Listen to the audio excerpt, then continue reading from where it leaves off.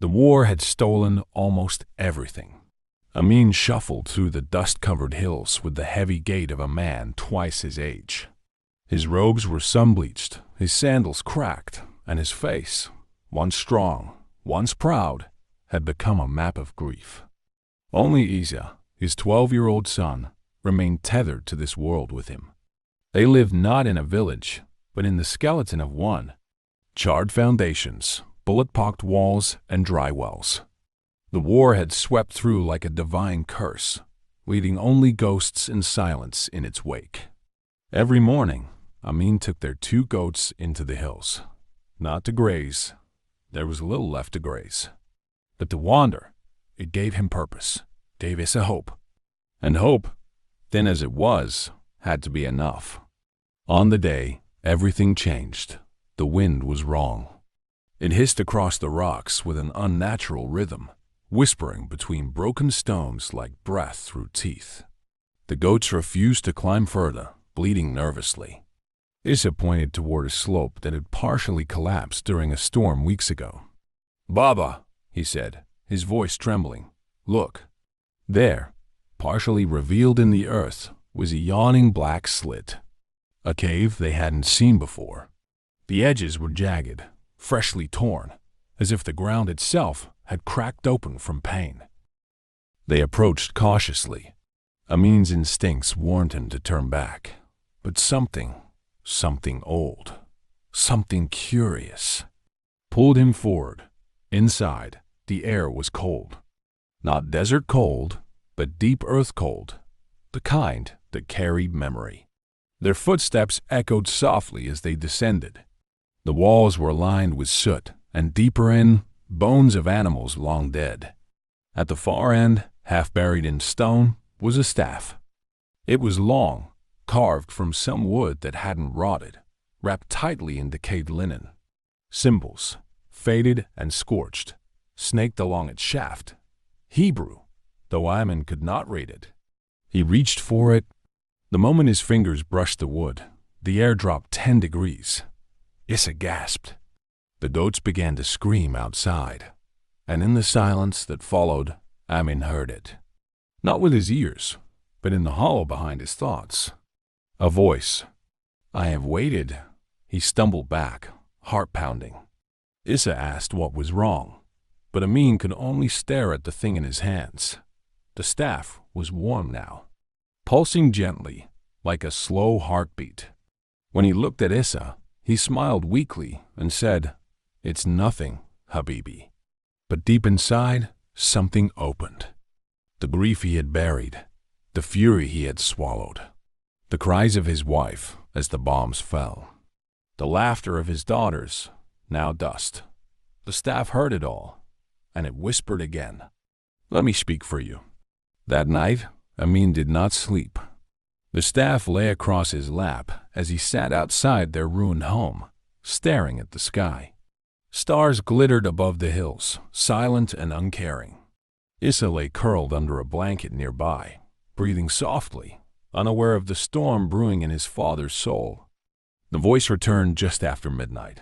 Not a sound, not a whisper in the air, but a vibration in his bones. A thought that was not his own. "Do you remember the Nile? Do you remember Pharaoh?" Amin blinked, confused. The name echoed strangely in his mind, like a bell struck underwater.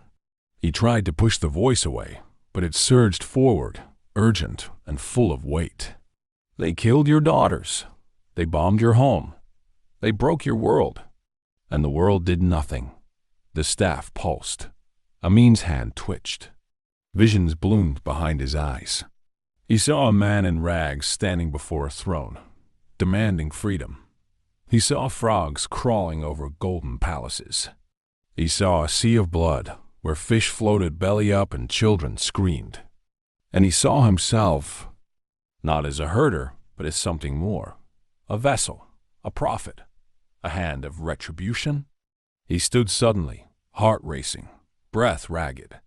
The staff remained light in his hands, but it burned with purpose. Amin looked toward the horizon, toward the city, toward power and politics and money and men who never wept for the poor. I am just one man, he whispered aloud. I have no army. I have no voice. The staff pulsed again. You don't need one. At dawn, he wrapped the staff in cloth and told Issa they would travel. To the city? Issa asked, blinking sleep from his eyes. Amin nodded. Yes, to the river. They walked in silence, past the ruined mosque, past the skeleton of the school where his daughters once studied. Amin's gaze was distant, locked on something far away. Or perhaps something ancient. By sunset, they reached the city limits. The river that fed the capital was calm, its surface catching the orange glow of dying light. Children played near the edge. A food vendor called out his last offerings. The world was normal. Too normal. Amin knelt by the riverbank. He unwrapped the staff, and he touched it to the water. There was no flash, no thunder, only a ripple. But as the ripple spread, the river began to darken. Slowly at first, then faster. People nearby screamed. Fish thrashed violently before flipping over, dead. The scent changed. Copper, rot, and something older than decay. The river turned red, blood red. The first plague had returned. Amin rose quietly and took his hand. The voice in the staff was quiet now, because it was satisfied. By morning, the entire river was dead. News broke before the sun had fully risen. River turns to blood. Blared across headlines. Videos flooded the internet. Horrified civilians filming water the color of wine. A fisherman pulling blood-drenched nets from the depths. Of corpses of fish lining the banks like a mass grave. Authorities scrambled for answers. A chemical spill, they said. An industrial accident. A rare algae bloom. But even they knew they were lying. Because it wasn't just one river. It was all of them. In Istanbul, the Bosphorus ran red. In New York, the Hudson curdled. In Cairo, the Nile wept blood once more. In villages that had never heard Amin's name, wells were tainted, streams turned thick, and taps ran crimson. It had begun. Amin sat with Issa beneath a highway overpass on the edge of the city. The boy watched in silence as military vehicles rushed by, sirens wailing in every direction. No one noticed the man with the old staff. No one suspected the shepherd who stared into space, hands trembling. He hadn't expected it to spread. He thought only the river would turn. A message to those who ignored suffering. A reckoning for the powerful. But this was global. The staff had not obeyed him. It had merely listened, then decided on its own. You opened the gate, it whispered now, faint but present. And justice is no longer local. Amin felt fear begin to gnaw at the corners of his resolve. This was no longer about vengeance. This was judgment. That night, he dreamt. He stood in ancient Egypt, not a replica, not a memory, but the true thing, sand, stone, heat. He was barefoot in the palace of Pharaoh, staring at gold columns and trembling slaves. Across from him stood a man with fire in his eyes, a beard like wild brush, a cloak torn from the wilderness. Moses. But when Moses raised his staff, it was the same as Amin's. Their eyes met, and Moses whispered something in Hebrew, a single word that throbbed like thunder in Amin's skull. Shalak, let go. He woke with a scream, clutching the staff as if it were part of his body. Issa stirred. Baba? Amin looked at him, eyes red and wild, then softened. He brushed his son's hair and whispered, Go back to sleep. But the staff was humming now, and it was hungry. Tomorrow, it promised, would bring the next plague. And Amin knew it would be worse. The frogs came with the rain. In the middle of the night, clouds gathered where the skies had been clear. The first raindrops hit rooftops and asphalt with a soft rhythm. People barely noticed, but the sound changed. What followed wasn't just water. It was wet thumps, slaps, thousands of them. Amin and Essa were sleeping beneath a tattered sheet of canvas outside an abandoned train station when the first frogs began to fall. Amin's eyes snapped open. Not from sound, but from instinct. A pressure in the air, like breath held too long. Then the croaking started. A low, guttural wall of sound from every direction. Frogs poured from storm drains, hopped down alleys, leapt from puddles that hadn't been there a moment before. They moved as if guided, as if summoned. Some were small, harmless. Others were bloated, grotesque. Bulging eyes, diseased skin, unnatural colors. And they didn't just fill the streets. They invaded. In kitchens, frogs squirmed through vents. In hospitals, they leapt from sinks and climbed 4 poles. Schools, offices, prisons, no space was sacred. Showers turned into swamps. Beds filled with movement. People screamed as frogs spilled from toilets, from air conditioners, from their cars. Phones recorded it all. A teenage girl in Brazil live-streamed frogs pouring through her windows. A man in Germany was found dead from cardiac arrest, his bathtub overflowing with croaking flesh. And in Egypt, the government declared a state of emergency. "We are under biblical attack," one terrified official whispered to the press. Amin sat cross-legged in the center of it all, unmoving. Frogs hopped over him but did not touch him. Issa, wide-eyed, watched from a distance. "Baba, you made this happen, didn't you?" Amin didn't answer, because he didn't know anymore. He had touched the river. Yes, but he hadn't called the frogs. He hadn't spoken. He hadn't done anything. The staff had. "They remember me," it whispered. "The waters, the beasts, the earth itself." Amin dropped the staff in fear. But it did not fall. It hovered in the air, then returned gently to his hands. It would not leave him. And in that moment, Amin understood. This wasn't vengeance anymore. It was a process, a ritual, a return. By morning, the frogs began to die. Thousands of them, their bodies bloating in the streets, turning cities into open graves of rot and sickness. And the people begged for help.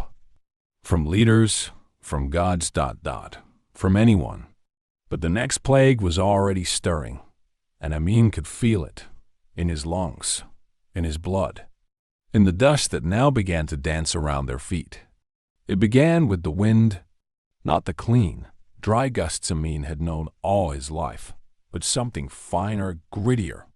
Like the desert was breathing in reverse, exhaling centuries of buried things. Amin and Essa had found temporary shelter in an abandoned apartment building. The walls were cracked, the windows broken, but it kept the night out. At least until the dust came.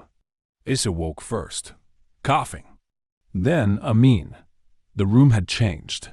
It was alive. The air shimmered. The dust in the corners had risen.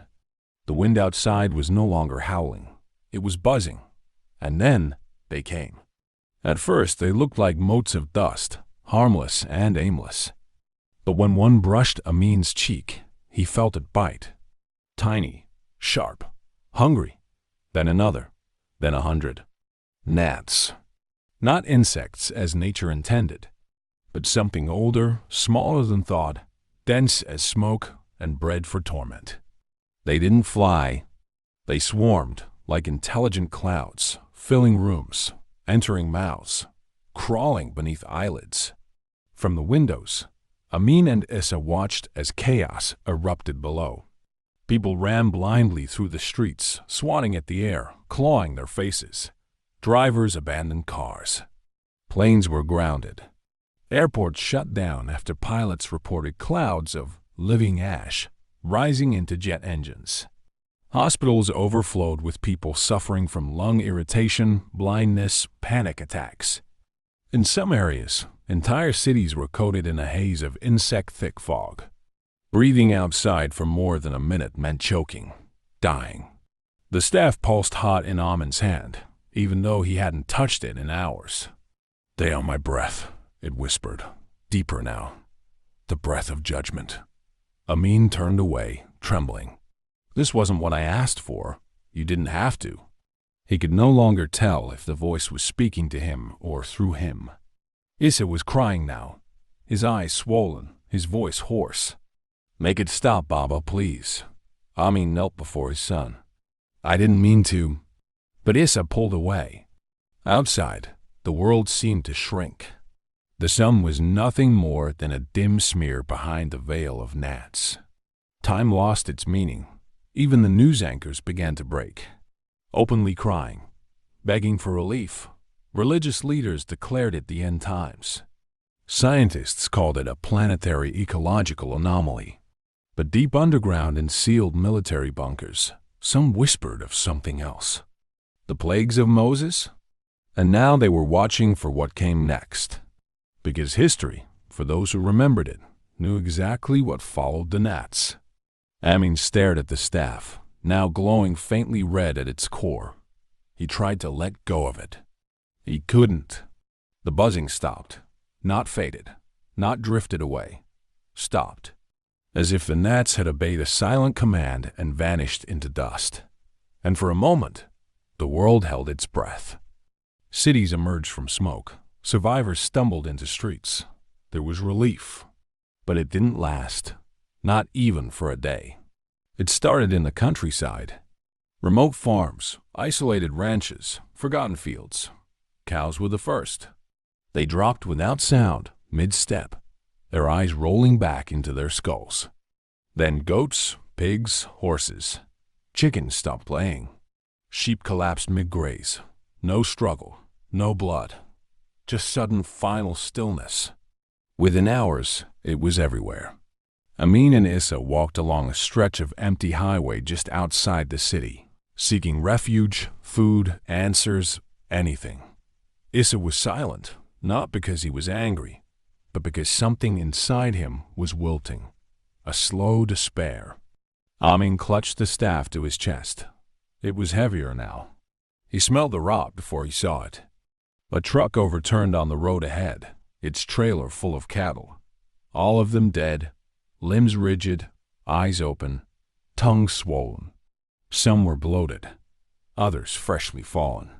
The air was thick with flies and the coppery stench of death. Issa covered his nose and turned away. Amin approached the truck slowly, almost reverently. They were innocent, he whispered. So were yours, the staff replied. Amin gritted his teeth. They were animals. So were the men who bombed your home. The staff's voice was colder now, less like a whisper and more like a presence in his skull. Not comforting, not guiding, dominating. News broadcasts looped aerial footage of mass livestock deaths across continents. Fields lined with carcasses. Dairy farms empty. Zoos reporting unexplained deaths of elephants, lions, even birds. Global food markets crashed overnight. Meat became a memory. Milk curdled in sealed cartons. Governments declared martial law to prevent riots over dwindling supplies. The world was unraveling. And Amin, its silent executioner, wandered unseen. That night, they found shelter in a ruined chapel. The pews were broken. The altar was scorched. A cross lay cracked on the floor. Amin stared at it for a long time. I wanted justice, he said aloud. Not this. Issa was in a corner, curled up and cold. Then stop it, Baba. Just stop. Amin didn't answer because he couldn't. The staff had begun to fuse to his hand. The skin at his palm had darkened, veins rising like roots along his wrist. When he tried to drop it, his body disobeyed. You asked for a voice, it said. Now you are the cry. A storm rolled in, and with it, something new. Boils. But that is what comes next. It began with an itch. Mild, annoying, harmless. But then came the swelling, the redness, and finally, the rupture. Across the world, people awoke with boils. Raw, inflamed blisters spreading across skin like wildfire. It didn't discriminate. Rich or poor, child or elder, saint or criminal. It spread through every country, every city, every home. Hospitals were overwhelmed. Doctors wore gloves but still succumbed. Nurses sobbed as their hands split open. The boils weren't just painful. They were infected, even before they surfaced, filled with black pus that stank of sulfur and rot. News anchors wore makeup to hide the sores. Presidents delivered statements through clenched jaws as their faces swelled. Celebrities begged their followers to pray. Scientists pleaded for calm. But everyone knew this was not natural.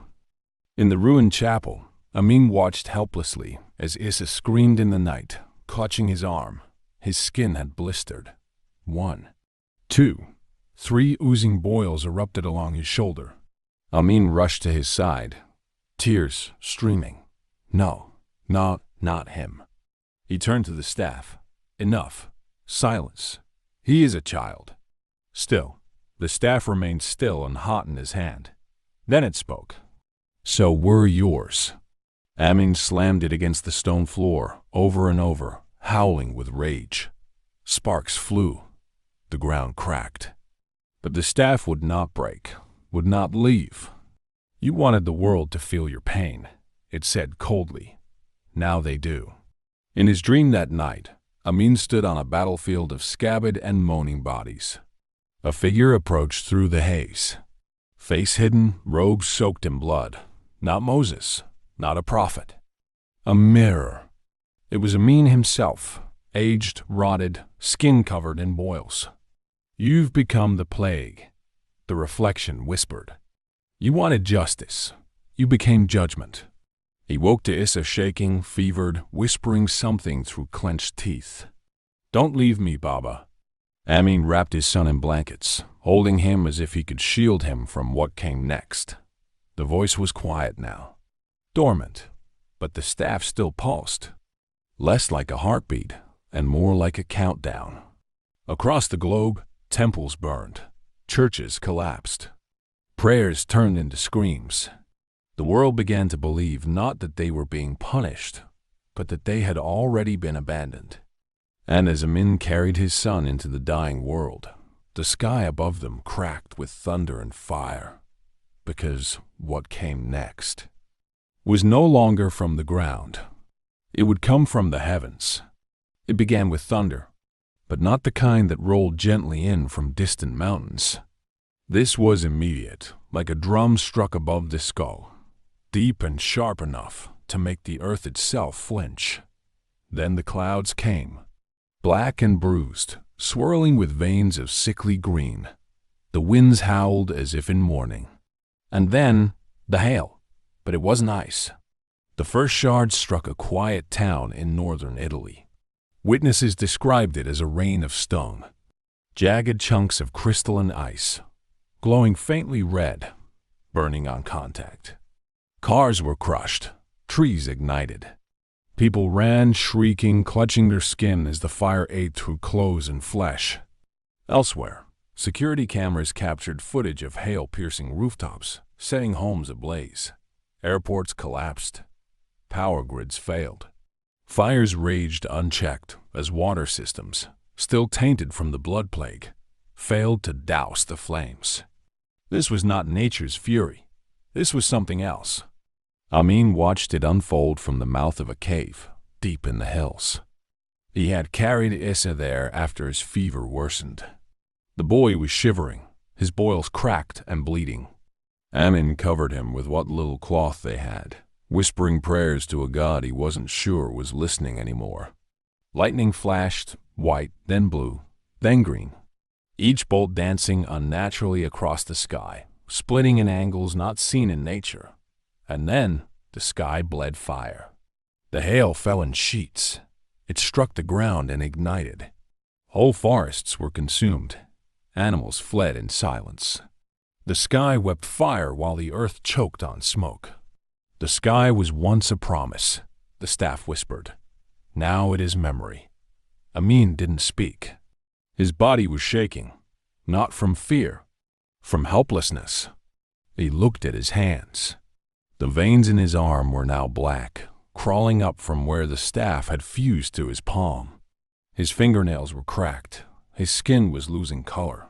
He could feel it. He was changing. The more the plagues fell, the more he became part of them. Not a prophet, not a messenger, but a vessel. The staff wasn't just whispering anymore. It was thinking through him. Inside the cave, Issa opened his eyes, glazed with fever. "Baba," he rasped, "I had a dream." Amin leaned close.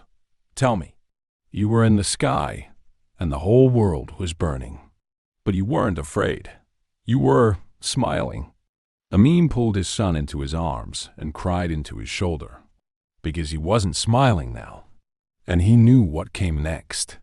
As the last embers from the sky cooled and the world waited in stunned silence, a sound began to rise on the wind. Not thunder, not fire, but wings. Silence preceded it. No birds, no breath, just the deep, uneasy stillness of a world waiting for its final gasp.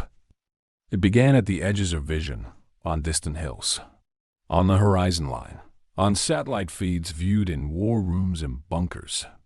At first, it looked like storm clouds, fast-moving, low-hanging, unnatural. But they were alive. Locusts, millions, billions. A wave of hunger, wings, and jaws blotting out the sun. In Africa, they came from the deserts. In Asia, from the forests. In Europe, they rose from the soil itself. In the Americas, they appeared, sudden and impossible, as if spat from the earth's dying mouth. Where they flew, they devoured. Crops vanished in minutes. Green became dirt. Fruit, leaves, bark. Even clothing and paper, gone in seconds. Farms were reduced to craters. Markets emptied. Fields turned gray with exoskeletons and waste. Livelihoods crumbled overnight. Amin and Issa watched it unfold from their cave, now sealed as best they could with rags and cloth. But nothing kept them out. The locusts were too many. They forced themselves through cracks, crevices, even through earth and stone. They filled the cave like smoke. Amin stood between the swarm and his son, swinging a burning branch, screaming for them to stop. But they didn't care. "They do not follow orders," the staff said coldly. "They follow need." Military units dropped their weapons and ran. Citizens broke into churches to cry out for mercy. Cults formed in the ashes. Some praying to the old gods, others begging the man with the staff to finish what he started. "The world must be cleansed," said one broadcast before it went black. "This is not punishment," said another. "This is rebirth through ruin." Amin wandered outside the cave during the final night of the swarm. The moon was gone. The stars were gone. Only a black sky remained, churning with wings. And then, just before dawn, they were gone, vanished, not dead, just finished. Nothing left to eat. Amin fell to his knees, clutching the staff. "Why?" he croaked. "Why all of this?" The staff replied, "Because the earth begged, the dead cried out. You were the only one who listened." And Amin wept not from guilt, but from understanding. He wasn't the voice of wrath. He was the echo of pain. He returned to the cave and held Issa close. The boy's breath was shallow, weak, and in that moment, Amin felt it. A new presence. A cold wind. And the staff, for the first time, spoke with reverence. "The 10th has arrived." The world held its breath. The plagues had come like waves, rising, crashing, and receding, each one worse than the last. But now there was no sound, no fire, no screams, just an eerie stillness and an expectation. Something was waiting. Amin sat at the mouth of the cave, Issa's frail body resting in his lap. His skin was pale, his lips dry, and his fever burned like a second sun. But he was alive.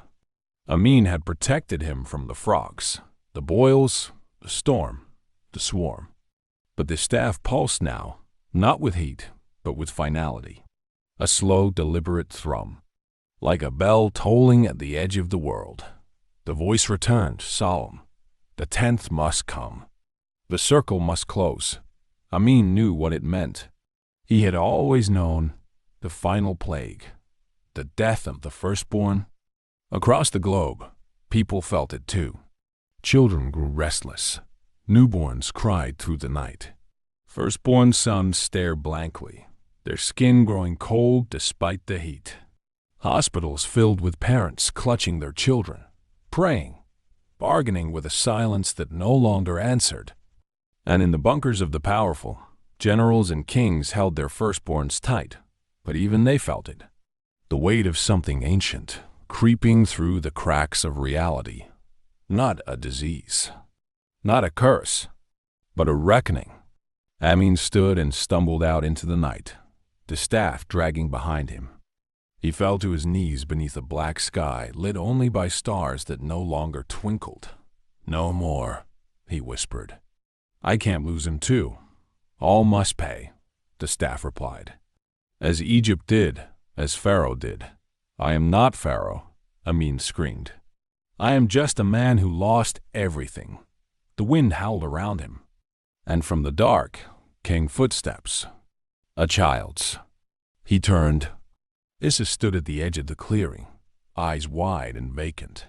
His mouth opened. "I'm cold, Baba." Amin ran to him, dropped the staff, and held him tight. The boy's heartbeat was slow, slipping. The mark of the firstborn was already upon him. Amin could feel it like a weight pressing down from the heavens. He looked to the staff, still pulsing on the ground. And he knew what had to be done. With shaking hands, Amin stood. He lifted the staff high above his head, his flesh tearing at the fusion, bones cracking, the wood screaming in protest. And with a final cry, he snapped it in half. The sound echoed like thunder across the valley. A flash of white light split the sky. The stars blinked out. Time seemed to stop. When Amin awoke, he was lying on the ground, surrounded by ash. The staff was gone. The whispers were gone. The world was quiet. He turned over and found Issa breathing, alive, sleeping, untouched. Amin smiled, not with joy, but with peace. His body was weak, his skin gray. The last toll had not taken his son, but it had taken him. He leaned back, eyes to the heavens, and whispered, "Let this be enough." Weeks passed. The plague ceased. Rain returned to the land. The rivers cleared. The fires burned out. And the world emerged into the smoke and silence of survival. They never found the shepherd, only his son, a boy with tired eyes, carrying 2 broken pieces of a wooden staff wrapped in cloth. He would not speak of what had happened, only that his father had saved the world by nearly ending it. And so the legend grew, of the man who held judgment in his hand, of the staff that listened to grief, and of the final plague that never came.